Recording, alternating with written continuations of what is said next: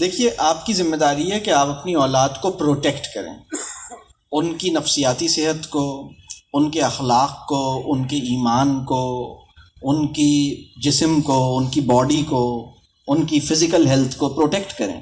اب اگر کہیں آپ کے بچے کو اذیت دی جاتی ہے، مینٹل ٹارچر دیا جاتا ہے، اسٹریس دیا جاتا ہے، تو یہ ٹھیک نہیں ہے اور آپ کو نہیں دینا چاہیے۔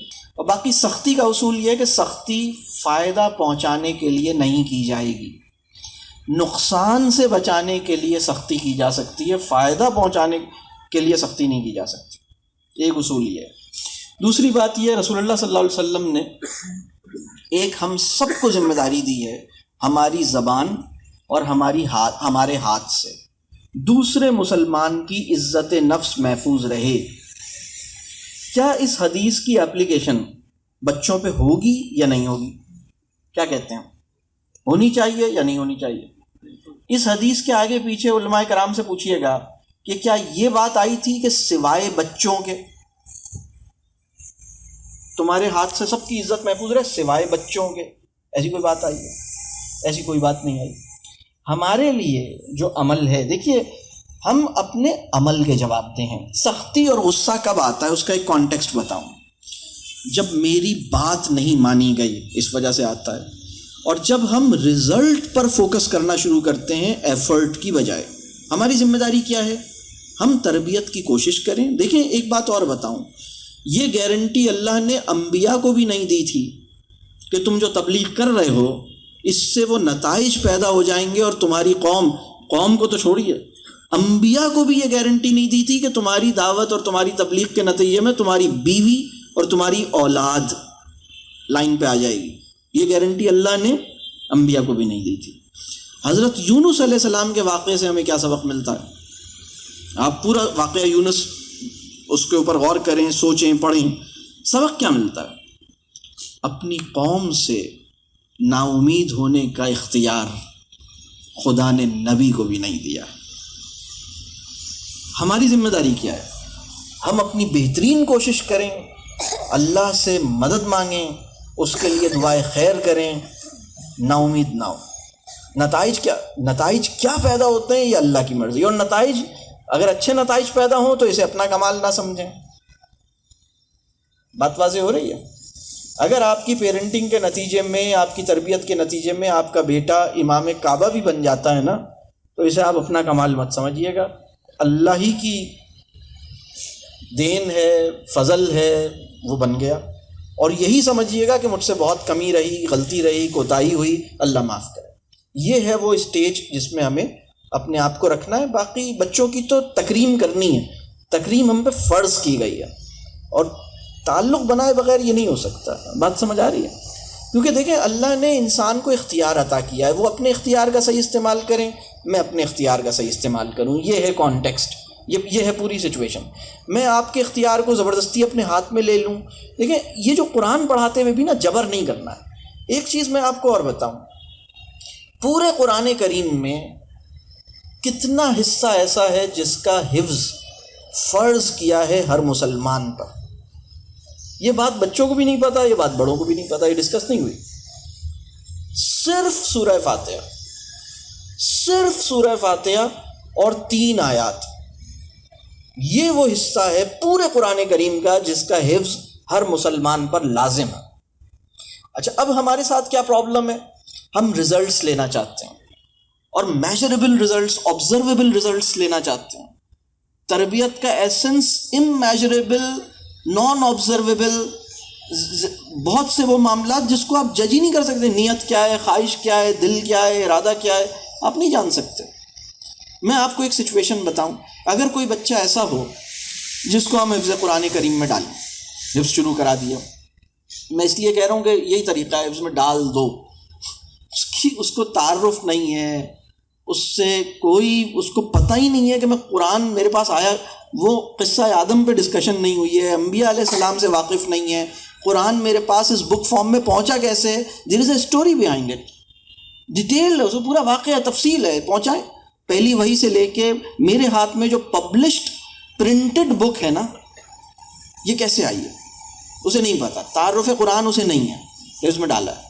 فرض کیجئے ہم نے ایک بچے کو حفظ میں ڈالا، 4 سال اس نے لگائے، چلیں اور 7 سال لگا دی، 7 سال، اچھا 7 سال لگے، 7 سال میں اس نے صرف 4 پارے حفظ کیے. کتنے؟ 7 سال میں اس نے.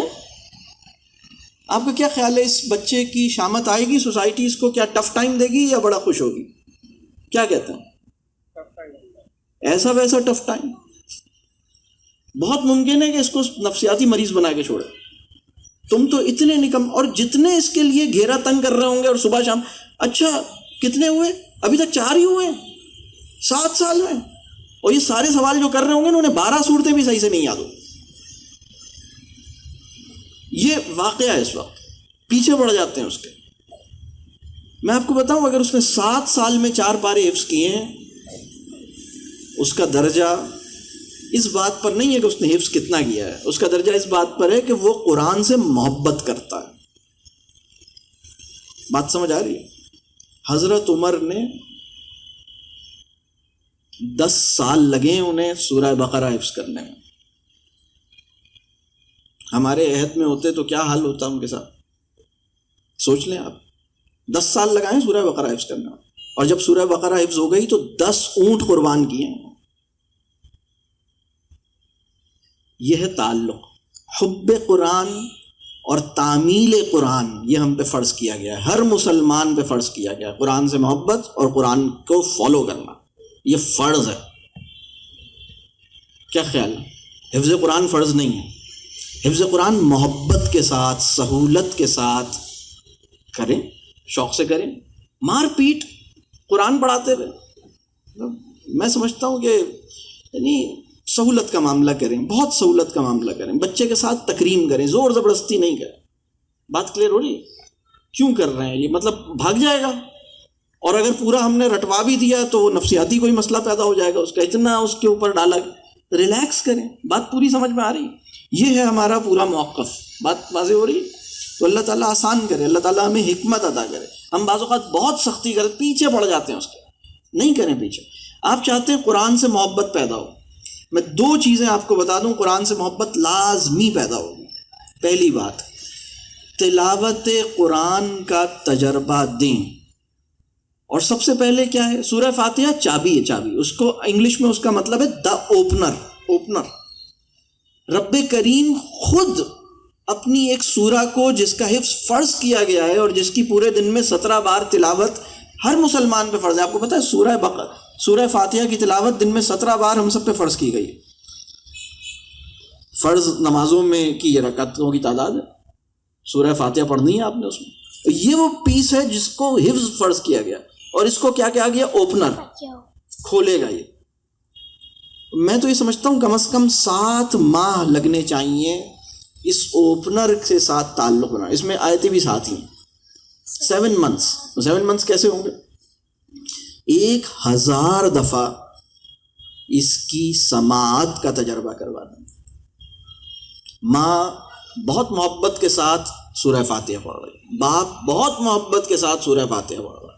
اس سے نہیں کہہ رہے تم یاد کرو، اسے کوئی کہہ ہی نہیں رہا یاد کرو.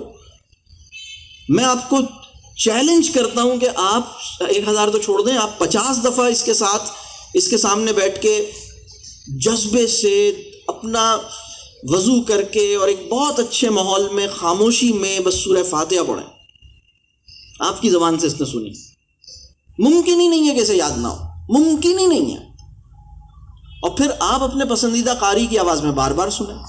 آپ سنتے بھی ہیں، آپ سناتے بھی ہیں. بار بار کریں، سورہ فاتحہ یاد ہو جائے گی. پھر سورہ فاتحہ پہ ڈسکشن کریں.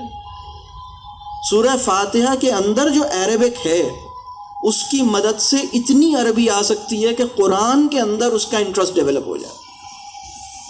جہاں بھی الذین آئے گا وہ یہ تو وہی لفظ ہے. جہاں بھی یوم الدین آئے گا وہ یہ تو وہی ہے. بات واضح ہو رہی ہے؟ اللہ کا تعارف اس سے ہو جائے گا، زندگی کا مقصد اس سے ہو جائے گا. پہلی سورہ جو فرض کی گئی ہے، آپ غور کیجئے، اللہ نے اپنے غلام سے ایسی محبت کی ہے کہ اس کو وہ سورہ اس پہ فرض کروائی ہے. آپ ذرا غور کیجئے، جب ہم یہ کہتے ہیں ایاک نعبد و ایاک نستعین، کون کس سے کہہ رہا ہے؟ اللہ ہم سے کہہ رہا ہے یا ہم اللہ سے کہہ رہے ہیں؟ سوچیں ذرا اس پر، کون کس سے کہہ رہا ہے؟ ہم اللہ سے کہہ رہے ہیں یا اللہ ہم سے کہہ رہا ہے؟ ہم اللہ سے کہہ رہے ہیں. اللہ ہماری زبان بن کے اپنے آپ سے مخاطب ہو رہا ہے. یہ سورہ انسان اور اللہ کا تعلق اسٹیبلش کرنے کا بھی اوپنر ہے، کلام الہی کی محبت پیدا کرنے کا بھی اوپنر ہے. لیکن ہم بھاگے جا رہے ہیں، ہم نے کہا بھائی نہ سوچنا ہے نہ محبت پیدا کرنی ہے، ہمیں صرف رٹوانا ہے اور سننا ہے، رٹوانا ہے، سننا ہے، آگے چلنا ہے بس. اور یہ سختی کی بات ہے، سختی کی بات ٹھیک نہیں ہے. میں کبھی کبھی کہتا ہوں، میں بعض جگہوں پہ جاتا ہوں، میں دیکھتا ہوں بچے پہ اتنی سختی ہو رہی ہے، وہ ہاں کی آواز. اور یہ میں کبھی کبھی کہتا ہوں ان 4 سال کے بچوں سے اگر یہ پوچھوں نا روک کے، میں کہوں یہ بتاؤ تمہیں کیا سمجھ آتا ہے بیٹا، اللہ تعالیٰ ہم سے چاہتا کیا ہے؟ تو بہت سے بچے یہ کہیں گے کہ اللہ تعالیٰ ہمارے حلق سے ہاں نکلوانا چاہتا ہے، کیونکہ ہاں نہ نکالنے پہ ہی مجھے مار پیٹ ہوئی ہے، کیونکہ رب کریم کو میرے حلق سے ہاں نکلوانی نہیں ہے. اللہ سے تعارف کیا ملا انہیں؟ اس لیے کہ آپ نے اللہ، مطلب اس کو یہ پتا ہے کہ مجھے جو مار پیٹ ہو رہی ہے نا وہ اللہ کی وجہ سے ہو رہی ہے. مطلب یہ جو مجھے سب کچھ ہو رہا ہے یہ دینی تعلیم کے اندر ہو رہا ہے نا. محبت کے ساتھ کریں، محبت کے ساتھ کریں.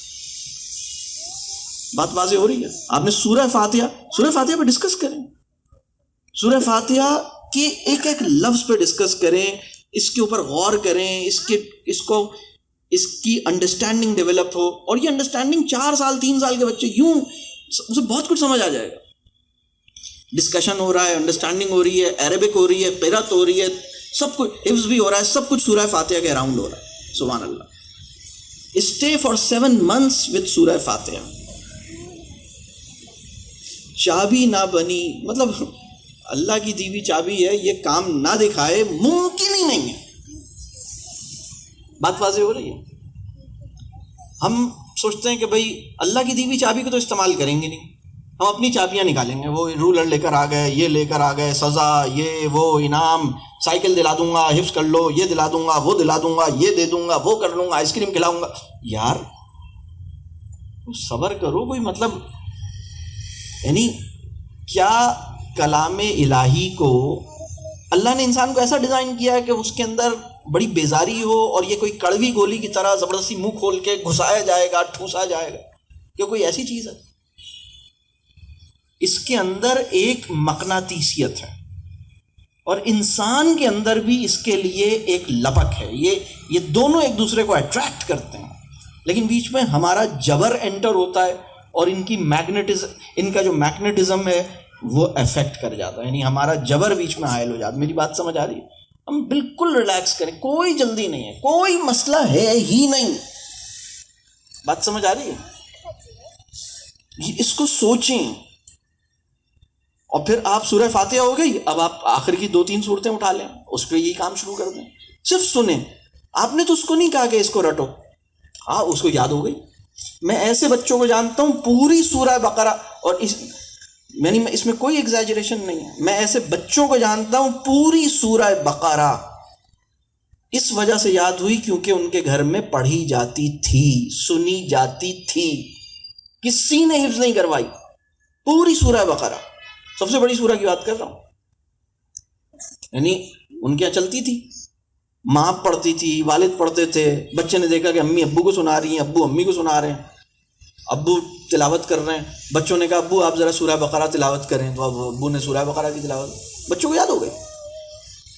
میں فیکٹ بتا رہا ہوں اس عہد کی. میں امام غزالی کے دور میں تو تھا نہیں، امام ابن تیمیہ کا بھی دور میں نے نہیں دیکھا، وہاں تو اس سے بڑے بڑے کارنامے ہوتے ہوں گے. میں اپنے عہد کی بات کر رہا ہوں، بل گیٹس کے عہد کی. اس میں یہ واقعہ ہو رہا ہے. مطلب سوچیں آپ. تو محبت کے ساتھ یہ چیز، میں ایسے بہت سے بچوں کو جانتا ہوں پوری سورہ کہف صرف سننے سے یاد ہوئی. اور میں آپ کو بتاؤں سننے سے یاد کرنے کی بھی بڑی غیر معمولی حیثیت ہے. تمام صحابہ کرام تقریباً، میرا یہ خیال ہے، میرا غالب گمان ہے بہرحال، لیکن بیشتر اکثریت صحابہ کرام کو تو میں یقین سے کہہ رہا ہوں کہ سن کے حفظ ہوا ہے. اور شاید تمام صحابہ کرام کو یعنی جس کو حفظ ہوا ہے. سارے صحابہ کرام کو پورا قرآن حفظ نہیں تھا، بہت تھوڑے سے صحابہ کرام کو تھا. تربیت سب کی ہوئی تھی، لیکن ہم بس جبر جو ہے نا کسی طرح سے یہ نہیں کریں. ریلیکس. mm-hmm.